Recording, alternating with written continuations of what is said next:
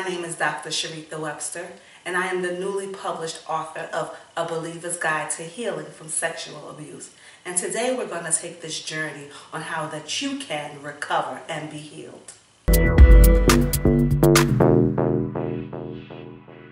I ain't that shit. It's about self-empowerment. It's about self-awareness. It's about self-respect.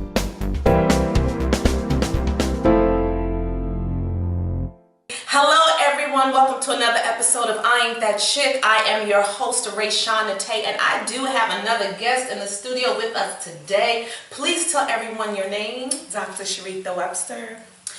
Should I call you Dr. Shareatha, Dr. Webster? Whatever you feel comfortable with. Riri, that's fine. All right, Riri. Now, your intro, you talked about sexual abuse. Mm-hmm. And when I say the words innocence lost, mm-hmm. You know, we've heard that throughout time. What does that mean to you? What does that conjure up for you? For me, that means where something that has been taken away from you without you willingly giving it up. Okay. That's powerful. Mm-hmm. So something was taken from you without you willingly giving it up. Without my permission. You know, without my my voice. Mm-hmm. I didn't have a choice. Take me on that journey. Like, how old were you when it started? What happened? Take us on that journey. Well, when it started, I was 6 years old. And I had began to live with my mom. My mom was a teen mom, so mm-hmm. from the age of birth to about 5, I lived with my grandmother. And so when it was time for me to go to school, I went to live with her. And so my mom was, very young, mm-hmm. mentally, there was just some issues. She wasn't ready as a parent. Right. Her boyfriend really, he was nice. I thank God for him because a lot of the things that happened to me as a child, there were some things he protected me from regarding my mother. Wow. Because there was issues with drinking, partying, and a lot of those things, didn't really... Parents do. Right. And so at that time, she had to be about 21, I want to say. 21, 22 years old when I began to live with her. And so it was a family...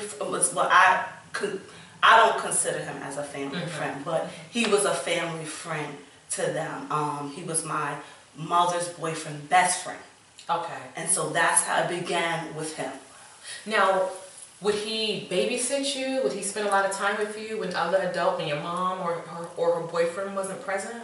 Well, what happened was that I would consider him as my stepfather. Okay. So he would work in the evening times. Okay. And at this time, my mother was pregnant. Okay. And so she was pregnant with my sister, and she was on bed rest, and she had some medical issues. Mm-hmm. She would have seizures, and so because she would have seizures, the best friend would come over in the evening time, and the thing was that he would check on her. And so when he would check on her, there was this hallway how the apartment was set up, there's this long hallway, and I would have to lock the door. Mm-hmm. And so that would be his opportunity, because there was a huge difference from her bedroom, to that doorway where I would have to go down to lock the door behind him, and then he would begin to touch where my breast areas was. If you can think back to the first time, you're 6 years old, mm-hmm. and this man is touching you, what do you know that something's not right with this? When I think back, I knew something was wrong from just the way they spoke about him. Mm-hmm. The way that he was with women, mm-hmm. not just children. The way he was with his wife. Okay. Yeah, things like that, the way he was with his wife, having girlfriends, mm-hmm. And that was like the mm-hmm. thing back then, where it's like the cover-up, just conversations, mm-hmm. and in a crowd where pretty much a little girl shouldn't be a part of. Right. But a lot of people say that I act like an old soul, okay. But it's because growing up, I was raised by my grandmother, mm-hmm. yeah. And she had daughters, but I always was in that crowd with older women and hearing stuff that you shouldn't hear. So I knew he's a person that you wanted to stay away from. The first time that he touches you, I mean, is your mom in the house? My mom is in the house. And do you cry out for your mom, or do you think like, okay, when my mom is here, this is not right, Mom, you're not coming in to help, or did Mom come in? The relationship that I had with my mom, I knew that I couldn't trust her. Stop right there, because a mom to protect you. Right. And if you can't, at 6 years old, you know you can't trust your mom. Right. What do you do? What other? Because that's the one you run to if there's nobody else to run to. What is your other alternative at 6? Right. If you can't trust your mom. Right. And I knew that early on. There was an incident where my mom had, she was the type of person where if her friend, like she's a ride or die. Okay. So if her friend says something, she's going to believe it. Mm-hmm. And so it was an incident where my mom, I had, let's say, a doll. The friend's daughter took the doll. And I'm like, it's my doll. It's my doll. And before I knew it, my mother had hit me in my face. Blood is gushing down from my nose. And so that moment, I knew that no matter what I said to her, she wasn't going to believe it. How was your mom's relationship with her mom? Because maybe your mom didn't learn how to parent. The relationship, okay, let me just go back. It's one of those, my family is we're small. It's one of those families where we just don't talk about certain things. And so I can't really answer that question for you. I know that my mom loved her mother. I know that her mom loved her, but the dynamics of the whole parenting, I know that my mom was very defiant, and my grandmother shared that part with me. Like, she was defiant, she didn't listen, she told her to go one way, she goes another way. So I can actually say it was rocky, but as I got older, I learned that my mom was a victim of sexual abuse. And so at 16, prior to being 16, I was in this abusive relationship with the older guy. And it was extremely, extremely physical. And I just got to a point where from it being physical to him raping me. And this is my first boyfriend. So my experience of love, of someone loving you, is violent. Very violent. Very violent. And so one day I just get to a point where I just can't take it anymore. And I found myself at the edge of the bed. He had just raped me. And I just found myself calling a girlfriend, and I just said to her, and I remember saying to her, like, I just can't do this anymore.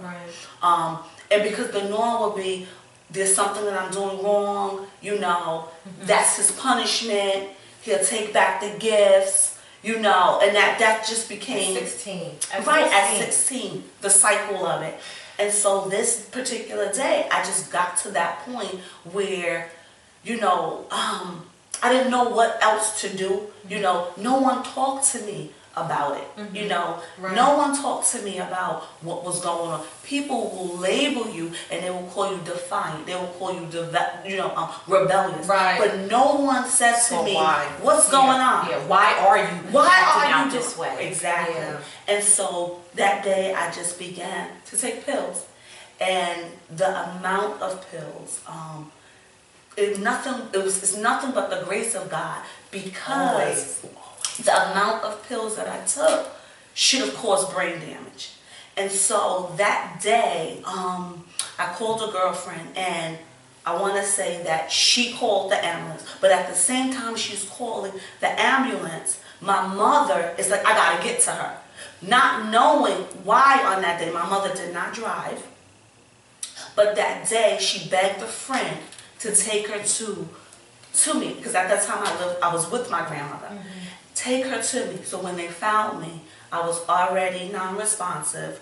My lips were blue because of the loss of time. Right.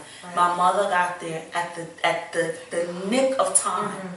And they didn't know they didn't know if I was going to have, the extent of the damage. Because of the oxygen, me losing the oxygen, the amount of pills. And so I woke up, with tubes and all these things coming out, but it was nothing but the grace of God. But if she had not, got to me in that moment, prior to all the other times that happened, she saved you. Moment. The mom didn't catch you when you were younger, 6 to 9, but she 16, caught you at that point. She caught me. Oh, she caught me. Now, did that open up any type of dialogue between you two? You know what? It did. Okay. Because when I turned 18 years old, my mom died when I was 21. So when I was 18 years old, she had really, became really ill, and that gave me the opportunity to take care of her. So when she died, my sister and brother was 13 and 16, and I stepped in and I took care of them. Okay. So I didn't allow them to go to foster care. I went, I took custody of them, but it gave me, we were never, that close. And not all mothers and daughters are that close. That's okay. Right. But it gave me the opportunity to see her, to take care of her, but it gave me compassion. Okay. Wow.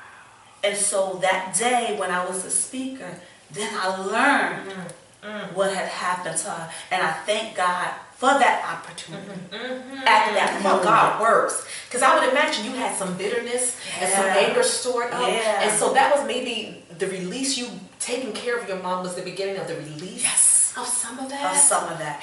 I remember when her sugar was spiked so high, and I would be, in my room just praying like, God, not today. Like, spare her life, Jesus. Spare her life, that she'll be able to see me graduate. That she'll be at the graduation. And he did that. He did that. He did that. Wow. My first daughter, she's born on April 4th, and my mom's birthday is April 2nd. So she even got to see her grandchild be born, but he spared her life. And I said, I can do nothing but thank God. Like, I can't go back. And sometimes we get caught up in the back. Stuck. We get stuck there. You don't move ahead. Right. And God didn't mean for us to be stuck. Because you got to come through this to bring some other people through.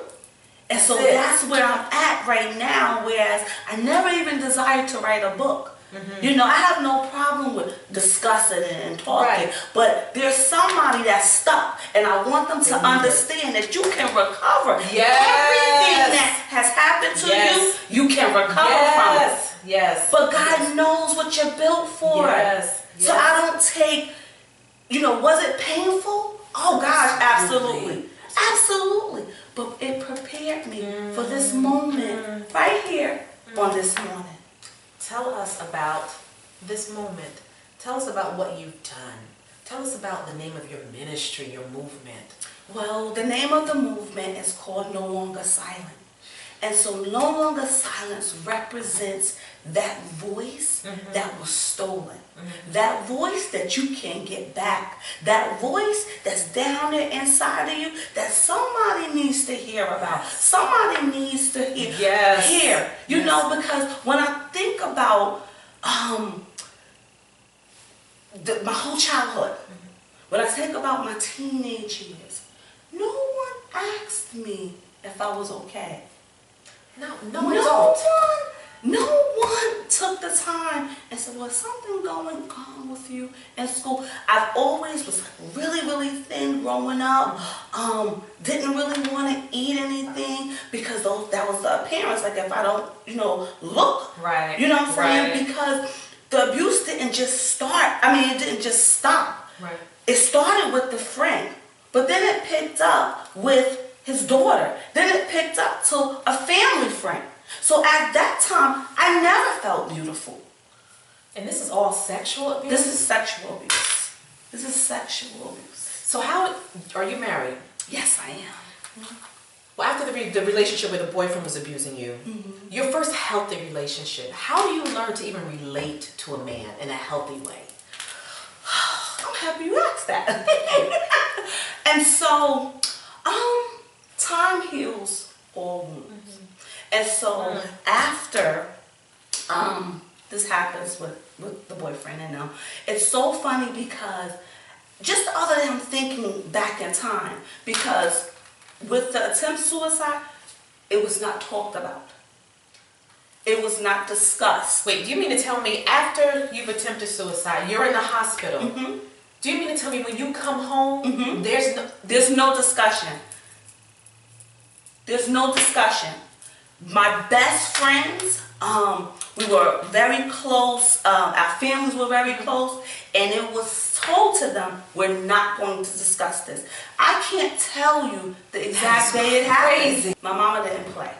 And so she had a gun underneath her floorboard. Hey, she ain't that chick, y'all. My mama wasn't that chick. That's right. She was not. And so he would, come. He was, my mom said she saw him like in a tree one time. All types of craziness. All types of craziness. But what was the age difference? You were 16 at one point. And I was 16. He was 18. 2 years difference? Yeah. And he's acting this crazy? He's acting a fool. Now, mind you, he was already on probation. When I say he was a street guy, and then he worked with people that, they ran numbers. Yeah.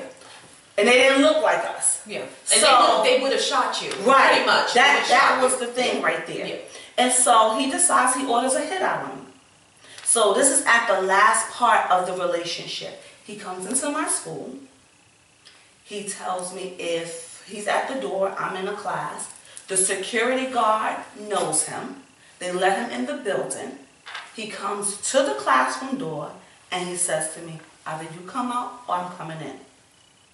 So, at this point, I'm like, scared. I'm scared because the embarrassment. Yeah. He puts a knife to my throat and he robs me of everything that I have on. And he's like, you better be at my house after you get out this class, or you know what's gonna happen. At this time, I'm just like, it's like a mark there, and I'm just like hysterical. I have another girlfriend that I went to school with. She comes and she's like, this is it. Like, you gotta do something. We call the cops come, they arrest him. So my mom says to me, on that day, it's just so amazing how God just brings us together. And she looks at me just straight in the face. And if she's never said encouraging words, she says, you have to end this, baby. And I knew that she was speaking to me for herself. Yeah. From her past experience. Without her even sharing. Yes. She looks me dead in my face. She was saving me again. You have to end this. And so he orders this hit from jail to kill me on scene. Because then I gotta testify against him. Now mind you, he's already on probation. Yeah. He's gonna get some time. And so the day the hit is ordered, my family decides to send me away to New Jersey. So this is how I meet my husband. So they send me away to New Jersey. My cousin, who's a male, he's always been protective of me. And so on that day, he's like, you know what? He gets involved once he finds out about the hit. And he's like, well, they're not doing anything to you. And so on the day, this is huge block party, because in New York we have block parties. Right, I remember those. So he decides, we're at this time, because it's so serious, it's my life and it's his life, because he got involved. And so I leave. So these guys that come to the block party, they're looking for me and they're looking for him. And so they don't know that I'm gone, but they know he's there. And so because they don't know, they're looking for a male and a female, you know, they're looking for me and him, they began to shoot. And they start to shoot. Gosh. And as they're shooting, my other cousin, who's an innocent bystander, gets shot in the face. This is how him and I end. With my cousin getting shot. Thank God that he's alive. The whole right side of his cheek, this side with his teeth, they're gone. But do you feel like that was your fault? I did, for forever. For forever. Did he feel like that was your fault? Did he hate you? It added more to me being now the black sheep of the family. Yeah. Because his mother, his father, they all resented me. They all resented me because of what happened. Mm-hmm. And so I go to New Jersey, and I call it the Witness Protection Program, because that's how it's felt, you know. And when I go to New Jersey, you know, I have my cousin Tammy, who's like my sister, and she just begins to nurture me, like just really protective of me. And so I meet this guy, who's my husband now, and I wasn't ready for him. Back then I wasn't ready for him. Right. But he was always gentle. Like, he was always gentle, always nurturing.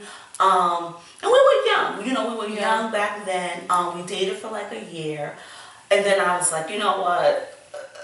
New Jersey's just too slow for me. I've heard that before. It's just too slow. And I go and I move back to New York, and we've always kept in contact. And then 5 years later, he's like, okay, how much more you gonna play around? Like, every year I call you, I see like what's going on.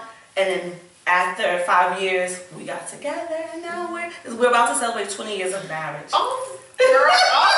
And so that love was different than what you knew to be It was love. a gentle love. It was a patient love. It was a kind love. Because for the longest time, up until I was 30 years old, right? So I would have these bits and pieces, these images, just shut that. For the longest time, you could not even touch my breast, because that was the area where the first perpetrator touched me. Yeah. So it was hard to breastfeed. It was very hard to be intimate. Because for the longest time it would be clips. Clips. And I didn't understand what the clips was. It was just different stuff. When I got 30 years old, the last person that touched me, she died, who was a female. Because that also causes identity issues. Did you struggle with that? I did. Okay. Your sexuality? Yes. Okay. Yes. But I said, you know what? I thank God he never allowed. I thank God that through this whole process, saving your life through this whole whole process, process, keeping you. My grandmother kept me in church, right? Yes. So out of all the grandkids, my Yes. grandmother was a twin.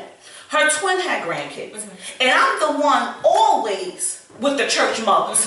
Yes. What? God keeping you and hiding He's you and protecting keeping you. me. He'll hide you underneath the rock. He will cover you. He will shield you. Yes. You know, and Yes. every time Yes. someone will come and just offer, because people came with the idea. You know, you women. Okay, all right. Women coming with the idea. You know, and God will shut it down so quickly. God.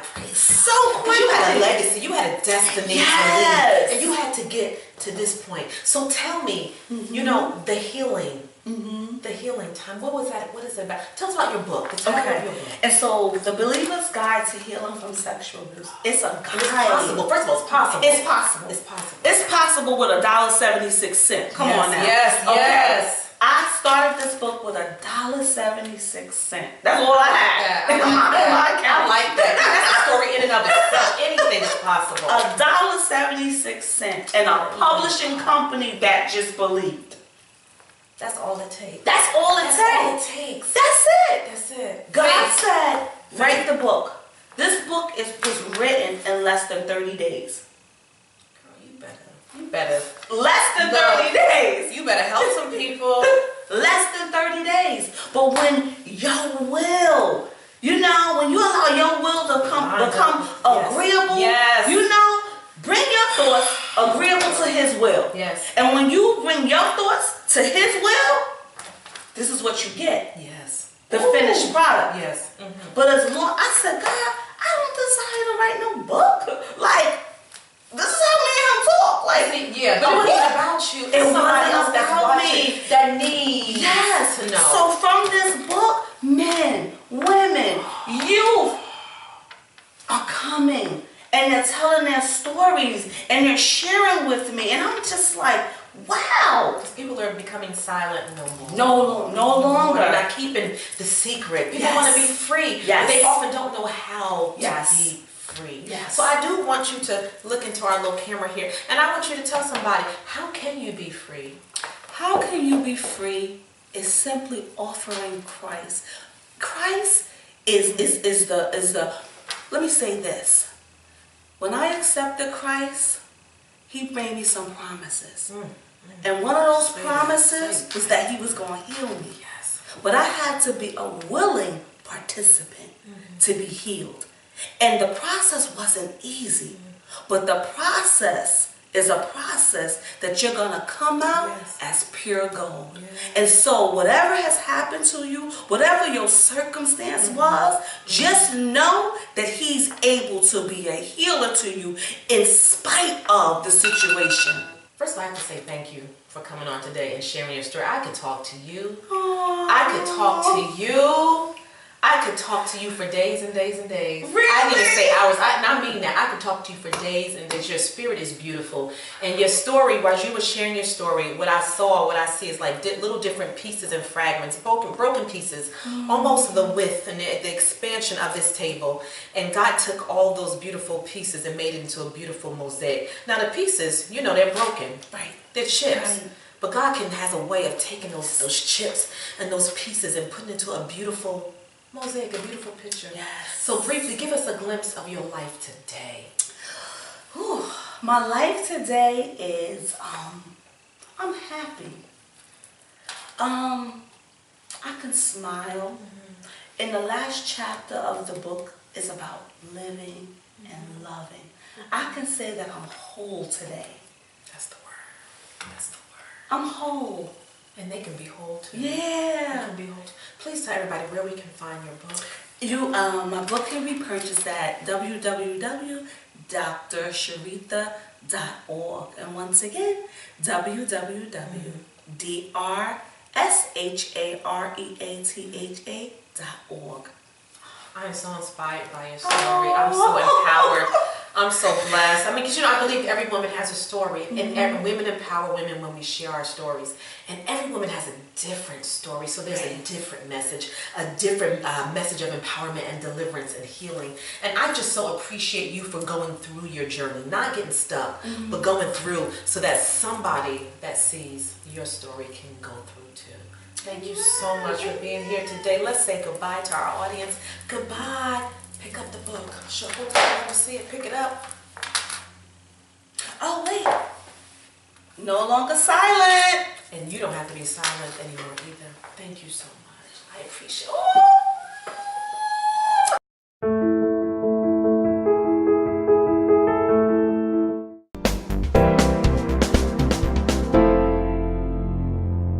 Want to find out more about I Ain't That Chick? Visit our website at www.iaintthatchick.com.